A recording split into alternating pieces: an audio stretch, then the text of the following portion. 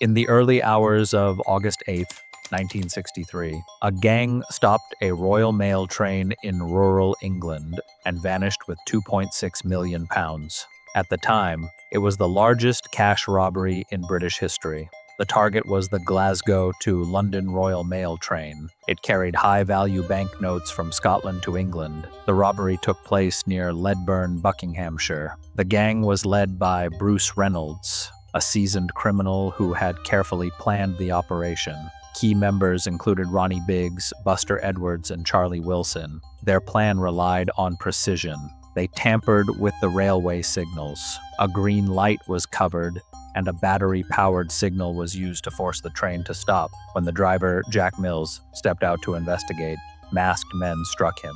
He was seriously injured, but survived. The gang quickly overpowered the crew. They uncoupled the front two carriages and forced the train's second man to move the locomotive about a mile down the track to Bridego Bridge. There, they unloaded 120 mailbags filled with cash, mostly small-denomination banknotes. The total haul was £2.6 million. Adjusted for inflation, that would be tens of millions today. The entire operation lasted about 45 minutes. The robbers fled to Leatherslade Farm, a rented hideout in Buckinghamshire. They believed they had left no trace, but they made critical mistakes. They stayed too long. While hiding at the farm, some gang members played Monopoly using real money from the robbery. Fingerprints were left on the game board, bottles, and furniture. Police discovered the farm within days. Forensic teams collected fingerprints that became crucial evidence. It was one of the largest manhunts in British history. Arrests followed quickly. In 1964, several gang members were convicted at Aylesbury Crown Court.